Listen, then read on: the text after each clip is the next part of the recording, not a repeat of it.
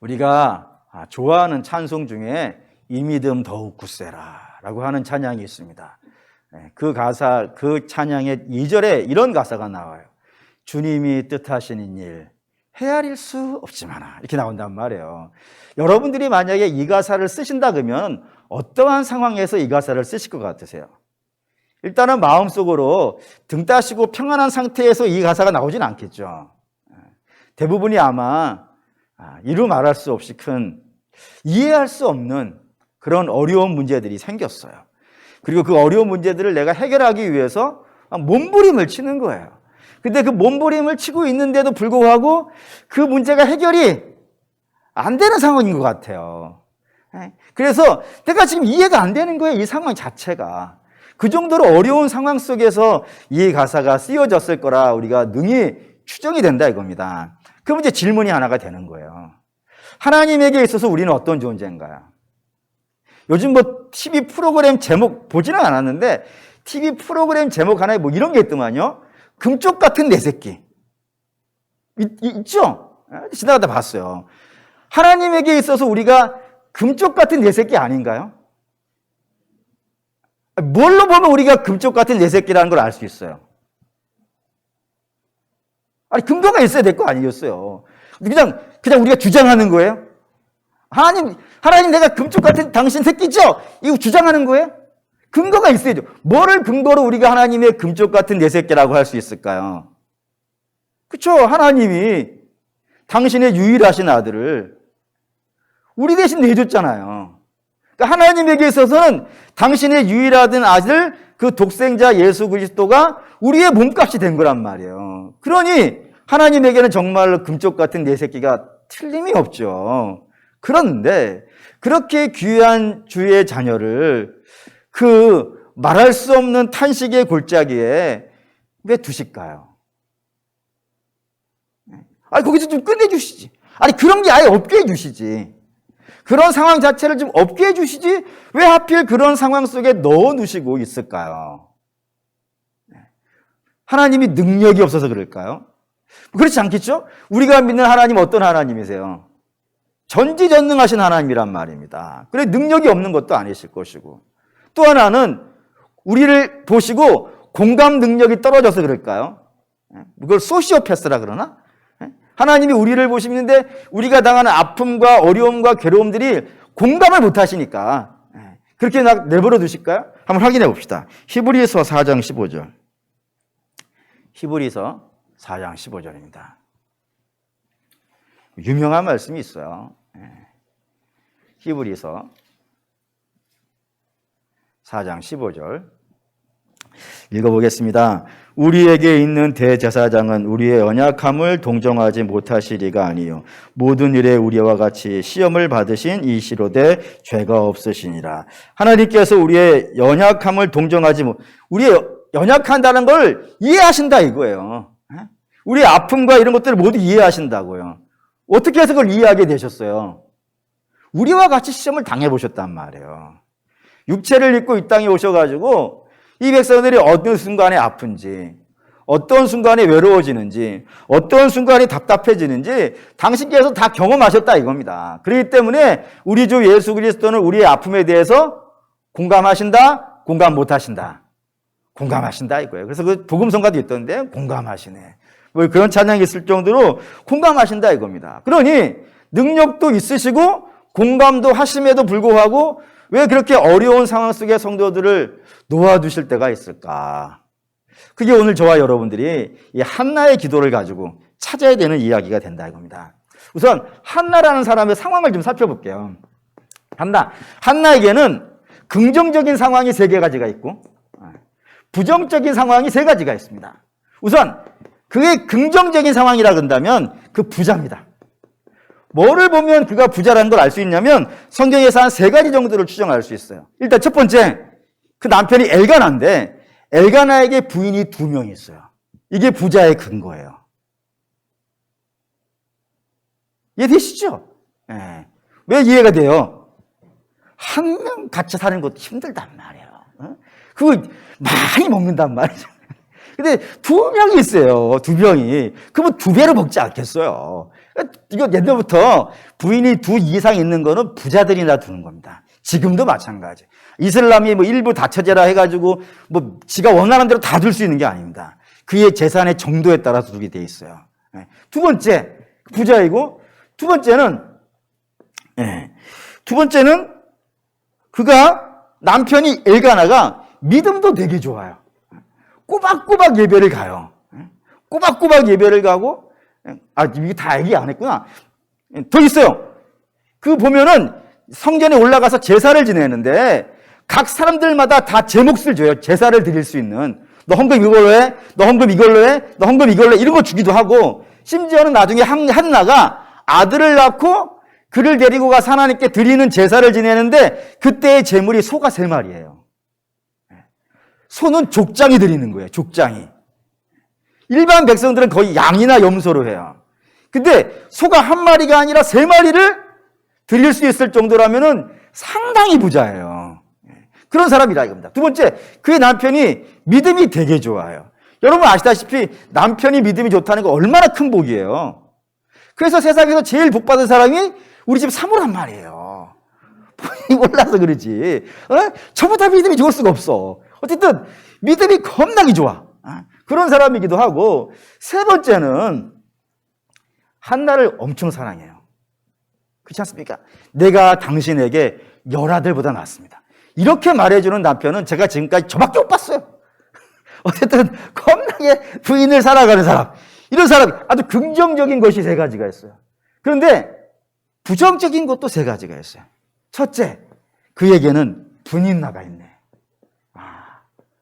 분인나가 있어요.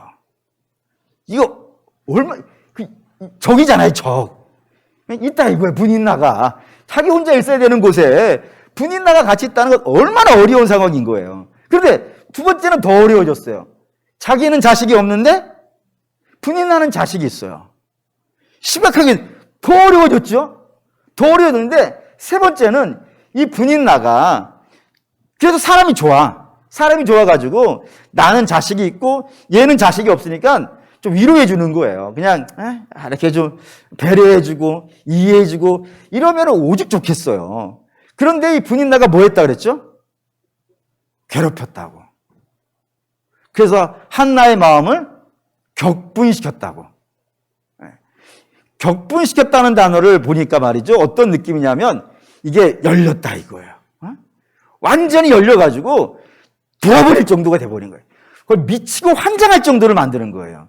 근데 그것도 한 번 그러는 것이 아니라 매번 그렇게 힘들게 할 만큼 어려운 상황들을 만들어내는 사람이 이 분인나라 이겁니다. 그러니 이 3가지 상황이 있는 거예요. 근데 이 엘가나가 와가지고 내가 당신을 너무너무 사랑해 라고 말하는데도 불구하고 이 3가지 상황이 어찌나 어렵든지 남편의 위로가 돼요, 안 돼요? 위로가 안 되더라 이거예요.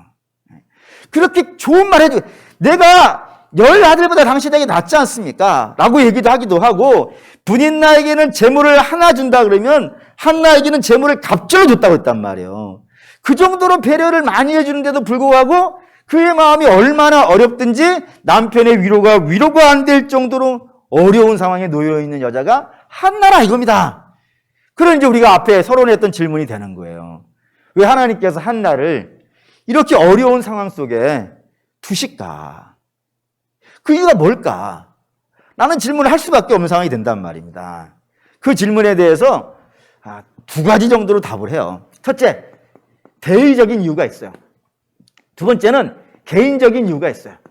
이 2가지 이유가 있는데, 첫 번째, 대인적인 이유라는 건 뭐냐면은 아주 공적인 이유가 있다 이겁니다.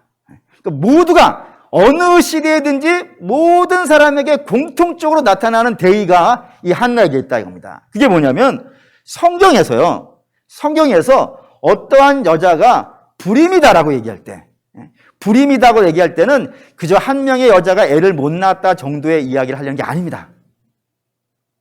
굉장히 중요한 의미가 하나가 있어요.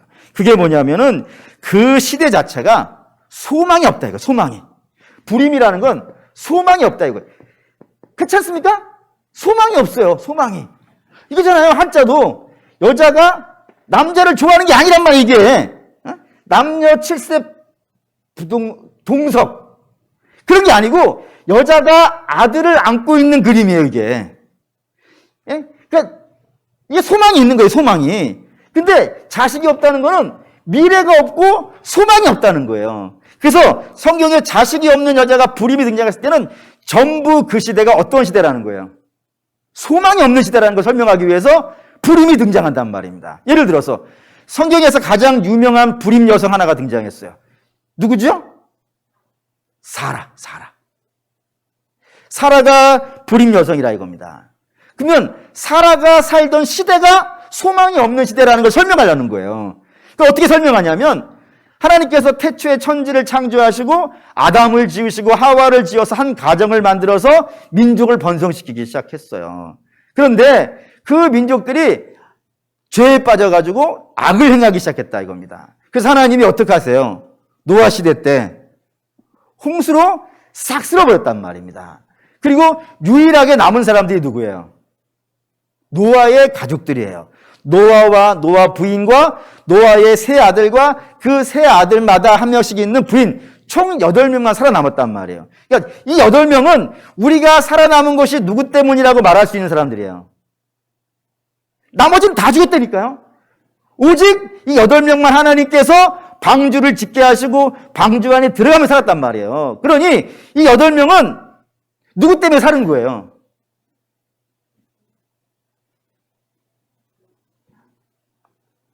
할렐루야! 아니, 하나님 때문에 사는 거 아니겠어요?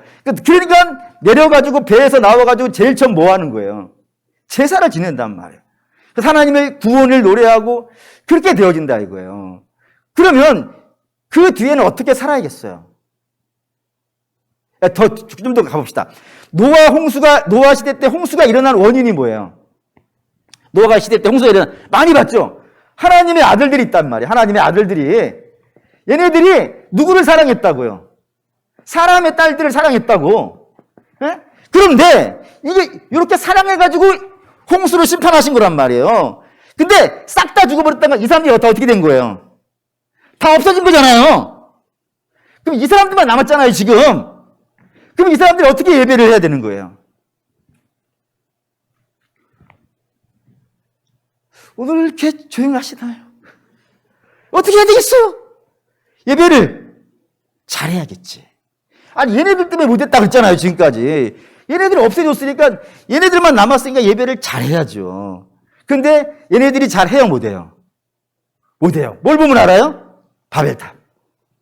얘네들이 바벨탑 쌓은 게 아니란 말이에요. 얘네들이 쌓았어, 얘네들이. 유일하게 남은 자손에 노아의 후손들이 쌓았단 말이에요. 그래서 하나님이 얘들을 치셔가지고 싹 흩어버리신 거예요. 싹 흩어버리고 나니까 여기에 이 바벨탑을 쌓았던 백성들 중에는 하나님을 아는 사람들이 있어요, 없어요? 아무도 없는 거예요. 목사님, 아브라함 알던데요? 아브라함도 모르는 사람이에요. 근데 그거 어떻게 하나님을 아는 거예요? 하나님이 그를 찾아갔단 말이에요. 찾아가서 내가 하나님이라고 말을 해주고 너는 내가 가라는 대로 가라 해가지고 거기에서 하나님이 가시지 않았다면 그는 계속해서 뭐하고 살 사람이에요? 그의 아버지처럼 우상이나 짓고 살아간 사람이라 이거예요. 그러니까 아브라함도 하나님을 모른다 그러면 나머지 사람들은 하나님을 알겠어요, 모르겠어요? 모르지. 하나님을 아무도 모르는 세대가 소망이 있는 세대예요? 소망이 없지. 그게 살아라 이거예요, 불임. 또 유명한 불임 여성이 또 있어요. 사사기에 가면 마노아 아십니까? 마노아의 처. 마노아의 처가 불임 여성이에요. 마노아가 낳은 자식 아시죠? 삼손. 근데 여기 불임 여성이에요. 그러면 왜 삼손의 시대, 사사시대잖아요. 사사시대도 역시 소망이 없는 시대란 말이에요. 소망이 있으려면은 이 시대에 하나님을 불같이 믿고 믿음의 영웅들이 막 창궐하게 등장해야 돼요. 근데 사사시대 때 나오는 사사들은 영웅이 아닌 거예요. 영웅이라면 이런 사람이에요. 어린 시절에 무과에 나갔어요. 과거 시험에 나갔어요. 말을 타는데 말에서 뚝 떨어진 거예요. 그래서 발목이 확 부러져 버렸어. 그때 영웅들은 어떻게 해요? 아유, 이러지 않죠. 어떻게 해요? 부러졌구나. 나무 조각을 가져다가 딱 부목을 대고 탁 대고 다시 마을 위에 탁 타가지고 과거를 급제를 해. 영웅 아니겠어요? 그런 사람이 있잖아요. 누구예요? 이순신 장군님. 그런 분이 영웅이에요. 근데 사사기에 등장하는 그 사사라고 불리는 사람들은 하나같이 일반 영웅의 모습이 아니에요. 예를 들어서 온니엘 같은 경우는 이방인이에요. 그리고 예후 같은 경우에는 장애인이에요. 드보라 같은 경우에는 여성이에요. 그리고 기드온 같은 경우에는요, 밀을 포도주 틀 안에 숨어가지고 하나씩 밀을 타작하는 게 아니라 연필깔로 깎는 애예요. 얼마나 겁먹었으면 그러겠어요. 소모는 막대기로 소나 몰고 다니는 애들이고, 또 어떤 애들은 입다 같은 경우에는 어떤 애예요? 깡패예요. 사사기가 이야기하려는 것은 얼마나 훌륭한 사람이 없으면 하나님이 이런 사람 쓰시더라 이거예요. 근데 이런 사람 써서도 하나님은 당신의 구원의 역사를 이루시더라 이거예요. 마른 막대기를 가지고도 역사를 만드시는 분이시니까 이런 사람 가지고 능히 할 수 있다는 걸 설명해 주는 것이 사사기예요. 근데 그나마 좀 쓸만한 사람이 남자가 하나가 등장해. 그게 누구냐면 바락이에요. 바락 한번 볼까요? 바락? 사사기 4장 8절. 사사기 4장 8절. 사사기 4장 8절 읽겠습니다. 바락이 그에게 이르되 만일 당신이 나와 함께 가면 내가 가려니와 만일 당신이 나와 함께 가지 아니하면 나도 가지 아니하겠노라 하니, 요 바락이 그나마 나은 사람인데 이스라엘의 대장군이기 때문에 그래요.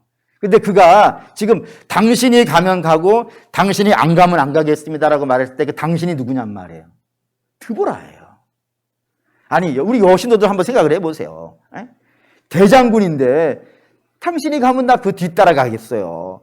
당신이 안 가면 난 못 가요 라고 하고 있는 그런 장군이 있다면 그 믿을만 하겠어요. 믿을만 하지 않은 거예요. 그게 지금 이스라엘의 그나마 영웅이라고 하는 사람이 이 정도 수준이다 라는 걸 설명해 주는 것이 바락이라 이겁니다. 그러니 그 사사시대에 아무 소망이 없는 거예요. 이 정도로 믿음의 사람이 없어. 그 소망이 없어요. 그거를 하나님 마노아의 부인이 아이를 못 낳는 것으로 해서 설명을 하고 있는 거란 말입니다. 신약에 가도 마찬가지입니다. 신약에 대표적인 불임 여성 하나가 등장해요. 혹시 누군지 아실까요? 다들 어떤 분들은 그렇게 말씀하시는 분도 있어요. 마리아라고 하는데 마리아는 아니죠.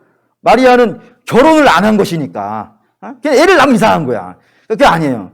마리아 말고 유명한 불임 여성 하나가 등장합니다. 누구죠? 엘리사벳이라고 들어보셨습니까? 엘리사벳, 스가랴라고 불리는 제사장의 부인인 엘리사벳이 유명한 불임 여성입니다. 근데 그가 불임이라는 것이 역시 마찬가지로 그 시대가 어떤 상황이라는 거예요. 소망이 없다 이겁니다. 뭘 보면 아냐면은 그의 아들 때문에 알아요. 그의 아들이 누구예요? 세례 요한. 세례 요한은 뭐 하는 사람이에요? 뭐 하기 위해서 불림받은 사람인가요? 주가 오신다는 것을 이 땅에 선포하러 온 사람이라 이거예요. 그러니까 주가 오시지 않으면 세례 요한은 나올 이유가 있겠어요, 없겠어요? 없는 거예요. 그러니까 주가 안 오시면 세례 요한은 없어요. 주가 오신다는 걸 이야기하러 온 사람이니까. 그러면 주가 안 오는 시대면 소망이 있는 거예요, 없는 거예요? 없어요. 그래서 세례 요한이 나기 전까지는 엘리사벳은 불임자예요. 소망이 없는 거예요. 주가 안 오시니까. 세례 요한이 오면서 메시아가 온다는 징표가 되어졌으니까 그때부터는 어떻다는 거예요? 예수님으로 인하여서 이 땅에 소망이 생기는 것이지. 예수 없으면 이 땅에 소망이 없다는 걸 상징하는 여자가 엘리사벳이에요. 한나도 마찬가지라 이겁니다. 한나의 시대 상황이 얼마나 소망이 없는 상황인지 한번 보시죠. 사무엘상 2장 12절. 사무엘상 2장 12절. 읽겠습니다. 엘리의 아들들은 행실이 나빠 여호와를 알지 못하더라. 여기 엘리의 아들이 홈리와 비느하스이고 홈리와 비느하스는 제사장이에요. 근데 제사장이 누구를 모른다고요? 하나님을 모른다 이거예요. 여기 어디 소망이 있냔 말이에요. 아니 목사가 하나님을 모른다. 예를 드는 거예요. 절대로 의심하지 마세요. 우리 목사님이 하나님을 모르고 설교를 해. 얼마나 심각한 거야 이게. 심각함이 느껴지시나요?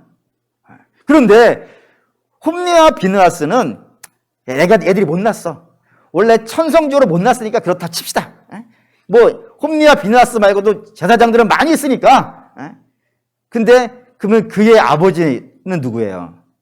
엘리이고, 엘리는 대제사장이에요. 대제사장이기도 하고 사사이기도 해요. 그 대단한 사람이에요. 근데 그 대단한 사람 봅시다. 사무엘상 3장 1절. 사무엘상 3장 1절. 읽겠습니다. 아이 사무엘이 엘리 앞에서 여호와를 섬길 때에는 여호와의 말씀이 희귀하여 이상이 흔히 보이지 아니하더라. 여기에 흔히 보이지 않았다 라는 단어가 등장하는데 하야 약하르라고 하는 단어입니다. 이게 뭐냐면 진귀하다 이거예요.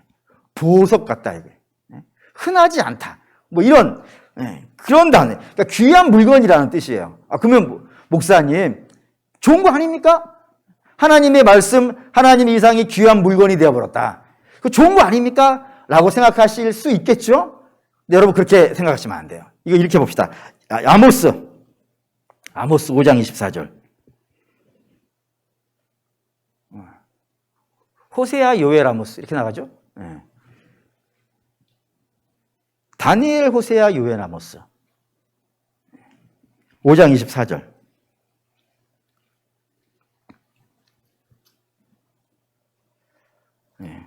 5장 24절 읽겠습니다. 오직 정의를 물같이 공의를 마르지 않는 강같이 흐르게 할지라. 여기 정의와 공의가 뭐 여러 가지로 해석될 수 있지만 가장 근본적인 거는 하나님 말씀이에요. 하나님 말씀이 어떻게 해야 된다고요? 강같이 흘러야 돼요. 무슨 말인지 이해되실까요? 흔해야 돼. 강이 얼마나 흔해요? 이렇게 뭐 강물 흘러가는 거 여기 뭐 많지요 뭐. 물 한 줌 떠가지고 떠지는 물이라면 그게 강이 아니잖아요. 뭐 폭포수와 같이 흘러가는 그런 것이 하나님의 말씀이어야 돼요. 반대로 더 봅시다. 8장 11절. 아모스 8장 11절. 아모스 8장 11절 읽겠습니다. 주 여호와의 말씀이라 보라 날이 이를지라 내가 기근을 땅에 보내리니 양식이 없어 주림이 아니며 물이 없어 가람이 아니요 여호와의 말씀을 듣지 아니함이라. 이게 심판의 때예요. 심판의 때는 하나님 말씀이 어떻다고요? 희귀해졌다 이거예요. 이해되시나요? 좋은 때는 어떤 때요? 하나님 말씀이 강같이 흘러가는 때. 손만 뻗으면 내가 원하는 때 언제든지 주의 말씀을 듣고 읽고 묵상할 수 있는 그런 때가 좋은 때예요. 반면에 주의 말씀을 들을 수 없는 때는요. 희귀해지는 때는요. 그게 안 좋은 때라는 거예요. 그러니까 사무엘상 3장 1절에 엘리의 시대 때 하나님 말씀이 희귀해졌다는 것은 보석같이 되어버렸다 이거예요. 다시 말하면 보석은 분명히 돌이에요. 돌인데 왜 보석이 된 거예요? 흔하지가 않아서 그런 거예요. 흔하면 다이아몬드도 돌이에요. 근데 안 흔하기 때문에 그게 보석이 된 거란 말이에요. 하나님 말씀은 분명히 보석이 맞아요. 하지만 그 보석을 어떤 보석이 되냐면 발로 차고 다닐 정도로 많아야 되는 거예요 지금. 하나님 말씀이 말마다 폭포수와 같이 쏟아져가지고 흔하게 들을 수 있을 때 그 보석이 진짜로 빛나는 거예요. 하나님 말씀은. 근데 그 말씀이 보석같이 구해지지 않는 시대가 됐다 이거예요. 엘리 시대가. 그러니 대제사장마저도 하나님 말씀에 대해서 저렇게 무지한 시대가 되었으니 그 시대가 소망이 있겠냐 이거예요. 당연히 소망이 없는 시대가 되어버렸다 이겁니다. 그게 지금 이스라엘이 직면하고 있는 상황이에요. 그러면 이렇게 하나님 말씀이 흔해야 되는데 강물처럼 흘러가야 되는데 흐르지 아니하고 진귀해져 버렸으니 그 시대에 살고 있는 백성들은 고통스러워야 돼요? 안 고통스러워야 돼요? 고통스러워야 돼. 고통스러워야 되는데 어떤 누구처럼요? 한나처럼 고통스러워야 되는 거예요 지금. 근데 그 백성들이 누구도 고통스러워하지 않더라 이거예요. 심지어는 우리가 알다시피 사장에 가면 블레셋이 법궤도 빼앗아 가고 성막도 불태워버려요.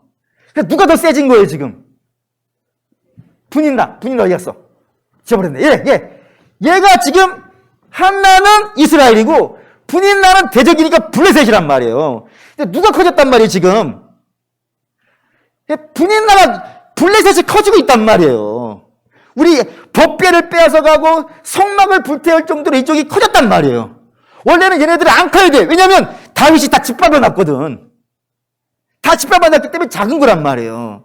근데 걔네들에게는 막 자식이 나와가지고 엄청나게 커지고 있는 반면에 이스라엘은요, 자식이 없는 상황이 됐다 이거예요. 소망이 없다 이거예요. 그래서 그러면은 이스라엘 백성들은 지금 한나처럼 괴로워해야 되는 거예요. 지금 하나님, 저 마음이 너무 어려워요. 너무 괴로워요. 왜 블레셋은 막 커지고 있는데 이스라엘이 이렇게 쪼그라지고 있어요? 이게 괴로워야 되는 거예요. 이런 사람 하나 있어요. 느헤미야. 느헤미야가 느헤미 1장에 보면은 예루살렘의 형편을 들어요. 성문이 다 부서졌다. 돌 위에 돌도 없고 다 형편없더라. 라는 이야기를 듣고 느헤미야가 울어요. 왜요? 원래 그 성은 그러면 안 돼. 영광의 성읍이어야 돼. 오히려 지금 자기가 있는 페르시아가 쪼그라들고 있어야 돼. 열방이니까. 근데 열방은 어마어마하게 커지고 있는데 이스라엘은 너무 형편없는 거예요. 그걸 보고 느헤미야가 옷을 찢고 울어요. 며칠간을 금식하면서 울어요. 한나가 그런 마음인 거예요, 지금. 그러니까 한나를 통해서 성경이 이야기하고 싶은 것은 왜 지금 열방이 커지고 있는데, 열방은 막 자식을 낳고 있는데 이스라엘은 자식이 없어. 그러면 그거 갖고 괴로워하고 슬퍼해야 되는데, 우리가 알다시피 이 엘리의 시대 때 이 문제 갖고 우는 사람이 없는 거예요. 아무도 하나님 붙잡지 않는 거예요. 하나님께 구하면 사무엘을 주실 텐데 누군가는 그걸 붙잡고 울어야 되는데, 하나님 이 백성을 좀 불쌍히 여기주셔가지고 자식을 주십시오, 소망을 주십시오 라고 외쳐야 되는 사람이 있어야 되는데, 엘리에서부터 그의 아들 홈리와 비느하스, 그 밑에 있는 모든 사람들도 내가 지금 문제 없는 것처럼 지내고 있더라 이거예요. 그러면 안 된다는 걸 이야기 설명하고 싶다 이겁니다. 사랑하는 우리 믿음의 성도 여러분, 지금도 저는 비슷하다고 생각을 해요. 물론 지금은 하나님의 말씀이 진귀하거나 보석같이 귀해져 버린 그런 시대는 아니에요. 여전히 많이 들을 수 있지만 우리 알다시피 세상은 막 커지고 있잖아요. 근데 교회는요, 위축되고 있잖아요. 위축되고 있잖아요. 그러면 그 안에 살고 있는 성도들은 마음이 어때야 돼요? 어려워야지. 왜 하나님 우리에게도 막 젊은 세대가 쏟아져 나오고 막 그래야 되는데, 이 마음 같이 어려워야 되는 거예요. 지금 우리의 소망이, 젊은 세대라는 게 우리 소망이란 말이에요. 어린 세대들은 우리의 소망인데, 그 소망이 우리에게 넘치지 않고 오히려 그 세상의 술집과 그 세상의 이상한 문화에 거기에는 젊은 사람들이 바리바리 모여들고 있고, 왜 주님의 교회는 이렇게 젊은 사람들이 없을까? 왜 저들이 믿음이 안 자라고 있을까? 이걸 갖고 같이 아파야 된단 말이에요. 근데 그걸 아파하는 사람들이, 나는 상관없지, 우리 집에는 젊은 애도 없고 어린 애도 없고. 여러분, 그러면 안 된다 이겁니다. 불임의 시대인 거예요. 영적인 불임의 시대. 우리가 이렇게 영적인 불임의 시대가 되면 안 된다 이겁니다. 그리고 영적인 불임의 시대가 되는 걸 괴로워해야 되는 거예요. 예전에 우리 교회도 그랬어. 우리 교회도. 저도 들어와서 들었지만, 예전에는 저 아중초등학교 한인 애들이 다 우리 교회 왔다면서요. 그래서 어른들보다 애들이 더 많았던 교회. 옛날엔 다 그랬어요. 우리 캄보디아 가보신 분들 알겠지만, 캄보디아 어른들보다는 애들이 더 많이 교회 와요. 그 소망이 있지 않습니까? 근데 지금은 물론 아이들이 인구수도 줄어든 건 사실이지만, 인구수 줄어드는 것보다 더 많이 줄어들고 있는 것이 우리 형편이잖아요. 그러면 이거 혹시 우리가 불임의 세대로 가는 건 아닌가? 그럼 가슴이 아파하고, 우리 교회가 전부 다 우리가 어머니들이니까, 우리가 어린이 세례 한번 셀 때 하잖아요. 우리가 다 이 아이의 대부와 대모가 되어줘서 저들을 위해 기도해주고 양육해주고 그래야 된다고 하는데, 여기 교사를 좀 많이 지원해 주세요. 교사하셔야 돼요. 예전에는 막 서로 교사하려고 하던 시절도 있었는데, 교사하는 게 어렵지. 굉장히 어렵죠.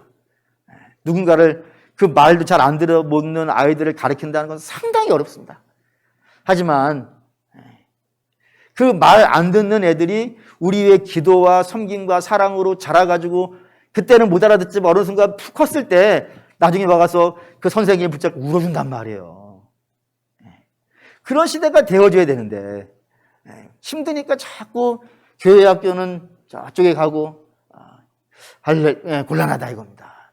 그리고 사랑하는 믿음의 성도 여러분, 성경이 이렇게 불임의 시대를 등장시키는 것은 그 시대 자체가 굉장히 어려운 시대가 됐다는 겁니다.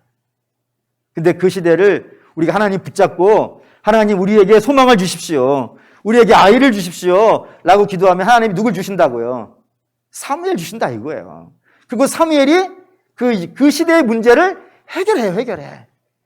그리고 우리 사랑하는 성도, 물론 어린아이와 젊은이만 소망의 세대가 아니죠. 우리가 믿음으로 낳는, 전도해서 낳는 그런 사람들도 다 사무엘이에요. 그러니 교회도 전도를 열심히 해야지. 전도 안 하는 거를 시대가 어려우니까 시대가 어렵다고 애 안 낳으면 안 되지 않습니까?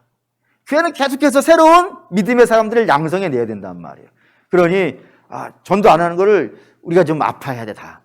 교회가 전도가 안 되네. 같이 기도하고 하려고 애쓰고 그런 모습이 되어줘야 되는 것이 성경의 한나를 통해서 이야기하려는 대의적인 이야기라 이겁니다. 그 다음에 개인적인 이야기가 있어요. 개인적인 이야기는 한나는 이건 떼고 한나라는 사람만 보는 거예요. 한나라는 사람은 사실 이 거룩한 목표, 이스라엘을 부흥시키겠다 이런 생각을 갖고 있지는 않아요. 그가 가지고 있는 하나의 이야기라면은 단지 자기는 지금 너무 괴로운 거예요. 아이가 없어서 너무 괴로운 거예요.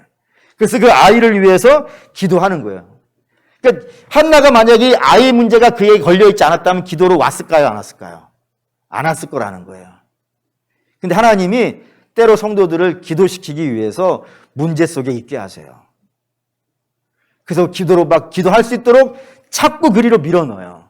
그래서 그때 한나가 기도를 하기 시작한 겁니다. 한번 보시죠. 사무엘상 1장 18절. 미친 듯이 기도를 했어요.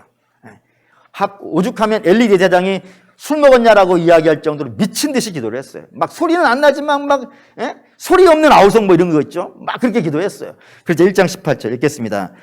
이르되 당신의 여종이 당신께 은혜 입기를 원하나이다 하고 가서 먹고 다시는 얼굴에 근심이 없더라. 그래서 기도하고 있더니 엘리가 와서 하나님이 네 기도 들어주기 원한다 했더니 그때서야 한나가 은혜 받기를 원합니다라고 하면서 돌아갔다라고 되어 있습니다. 그래서 은혜를 받아요, 못 받아요? 받아요. 기도하고 나서 받아요. 그냥 하나님이 주실 수 있단 말이에요. 하나님은 좋으신 분이라 여러분들이 굳이 기도하지 않아도 당신이 줄 수 있는 좋은 걸 주실 수 있어요. 근데 꼭 주시려고 할 때는 뭐부터 시키신다고요? 기도를 시키는데 기도 자리에 잘 안 오니까 때로는 문제를 그에게 주세요. 문제를 줘서 기도 자리로 부르는 겁니다. 부르고 나서 그에게 기도를 시킨 다음에 비로소 먼저 알게 하는 게 있어요. 먼저 알게 하는 거. 그거 봅시다. 사무엘상 2장 1절에서 10절. 길지만 이걸 읽어봅시다. 한나가 기도하고 나서 이걸 알았어요. 읽겠습니다.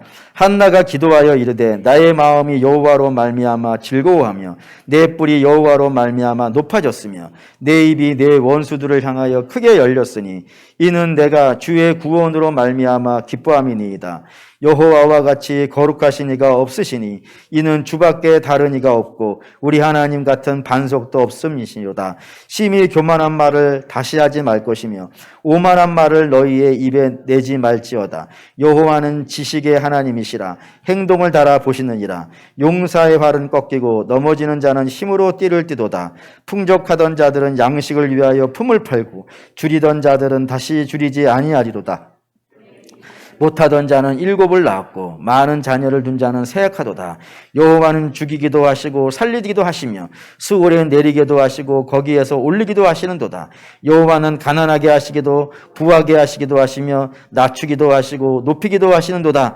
가난한 자를 진토에서 일으키시며 빈궁한 자를 거름더미에서 올리사 귀족들과 함께 앉게 하시며 영광의 자리를 차지하게 하시는도다. 땅의 기둥들은 여호와의 것이라. 여호와께서 세계를 그들 위에 세우셨도다. 그가 그의 거룩한 자들의 발을 지키실 것이요 악인들을 흑암 중에 잠잠하게 하시니 힘으로는 이길 사람이 없음이로다. 여호와를 대적하는 자는 산산이 깨어질 것이라. 하늘에서 우레로 그들을 치시리로다. 여호와께서 땅끝까지 심판을 내리시고 자기 왕에게 힘을 주시며 자기의 기름 부음을 받은 자의 뿔을 높이시리로다 하니라. 이 다 뭔 내용이죠? 하나님이 이런 분이라는 거예요. 그러니까 한나가 기도하고 나서 하나님의 은혜를 입었어요. 그리고 나서 그가 뭐를 알은 거예요? 하나님이 누군지를 알았다 이거예요. 이게 중요해요.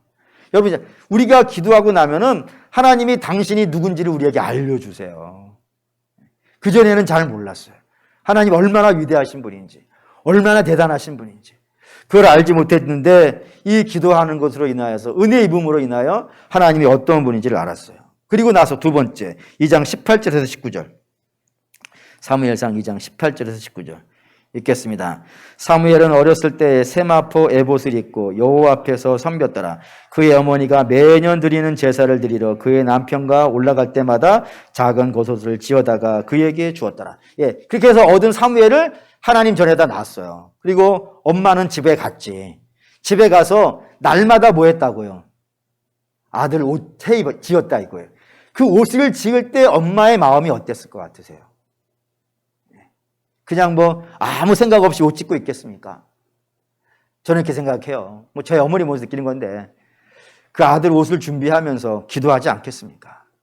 하나님, 이 아이가 주 앞에서 건강하게 믿음 있게 세상에 타협하지 아니하고 정직하게 주의 기쁨이 되는 그런 아이가 되게 해 주십시오. 기도하면서 한 땀 한 땀 따지 아니하시겠습니까? 아마 여러분도 여러분의 자녀를 위해서 그렇게 기도하실 거예요. 밥을 해 하실 때도 하나님이 밥을 우리 아이가 먹고 믿음으로 살게 해주십시오. 어디 곳에 가든지 하나님의 자녀로 부끄럽지 않게 당당하게 기죽지 않고 주의 영광 나타내면서 그렇게 살게 해주십시오. 그렇게 하고 밥을 지으시죠. 아침에 일어나가지고 눈 비비고 일어나 뭐가 이게 않잖아요. 옷도 개면서 하나님, 우리 아이가 이 옷을 입고 나가서 하나님의 영광의 빛을 내게 해주시옵소서. 이게 기도하시죠. 왜? 다 그래요. 엄마는 다 그럼. 설사 그렇게 기도하지 않아도 마음은 그래. 한나도 그렇게 했을 거예요. 그리고 사무엘은 그 사랑을 입는 거예요. 그 사랑을 먹고 그러면서 그 아이가 자라서 믿음의 사람이 되는 겁니다. 다시 말하면 한나는 보셨지만 그가 기도하러 올 때까지 하나님의 영광이라는 꿈도 안 꿨고 오로지 하나밖에 없었어요. 속상하다는 거. 그 모든 사람이 믿음이 있는 사람이든 믿음이 없는 사람들 다 가지고 있는 마음이잖아요. 억울하고 속상하다는 그 마음 하나 가지고만 기도를 시작한 거예요. 근데 그 기도를 통해서 하나님의 은혜를 입었더니 하나님을 알게 되어줬고 그의 자녀가 훌륭한 믿음의 사람이 되었다 이겁니다. 달라졌잖아요. 한나도 컸고 자식도 컸고. 여러분도 그럴 거예요. 여러분들에게 하나님께서 때로 이해할 수 없는 어려움들을 주셔요. 하나님이 뭐 시험을 주시는 건 아니지. 우리를 그냥 잠시 거기에 두실 때가 있어요. 그때 왜 내게 이런 거 주셨어라고 원망하는 데서는 답을 찾지를 못해요. 태어날 수도 없으니까. 거기에서 하나님 붙잡고 우는 거예요, 그냥 속상하니까, 억울하니까, 미치겠으니까 기도하는 거예요. 근데 그 기도하는 동안에 내가 은혜를 입어요. 내가 나만 은혜를 입는 게 아니라 내가 사랑하는 사람들, 내 주변에 있는 사람들도 변화돼요. 그래서 같이 커가게 돼 있어요. 그래서 하나님 결국 이걸 만들어내세요. 볼게요. 이사야 61장 3절. 이게 결론입니다.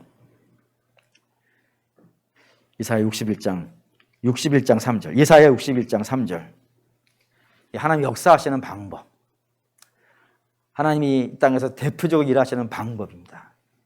61장 3절 읽겠습니다. 무릇 시온에서 슬퍼하는 자에게 화관을 주어 그 죄를 대신하여 기쁨의 기름으로 그 슬픔을 대신하여 찬송의 옷으로 그 근심을 대신하시고 그들의 의의 나무 곧 여호와께서 심으신 그 영광을 나타낼 자라 일컬음을 받게 하려 하심이라. 하나님이 때로 우리를 재 속에 있게 하실 때가 있어요. 근데 그 재 속에서 기쁨의 기름으로 그걸 덧입히시고 또 슬픔 속에 있게 하실 때가 있는데 그 슬픔 속에서 찬송의 옷을 입게 하기도 하시고 근심을 대신하여서 의의 열매로 맺혀지게 하는 일들을 하나님이 그렇게 재 속에서 하시는 거예요. 어려움 속에서. 물론 콧노래 부르고 좋아하는 곳에도 하실 수 있어요. 근데 정말로 성경에서 많은 곳에서는 눈물을 흘리는 곳에서 주님의 자녀들이 영광스럽게 변화되는 장면들이 나와요.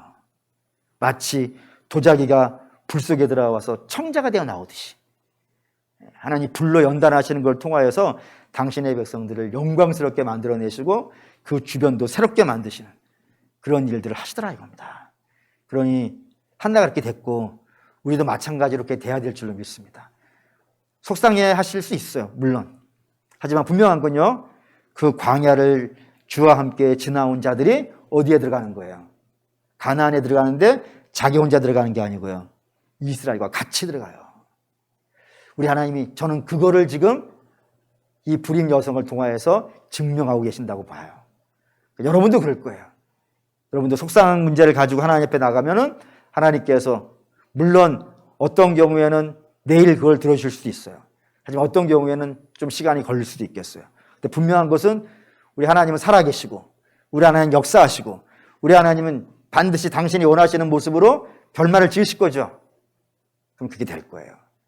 그 소망을 주시기 위해서 한나를 불임으로 하셔서 여기에 등장시킨 겁니다. 그리고 사랑하는 여러분, 오늘 그런 기도들이 있었으면 좋겠어요. 첫 번째는 이 시대가 영적으로 불임 시대가 되지 않길, 어린 생명들이 믿음으로 자라고 새 가족들이 넘쳐나는 그런 영광의 생명이 충만한 교회 되게 해주십시오. 그리고 그렇지 않은 시대를 보면서 안타까워하면서 기도해 주시고, 두 번째는 여러분 각자의 문제 갖고 기도하시면 돼요.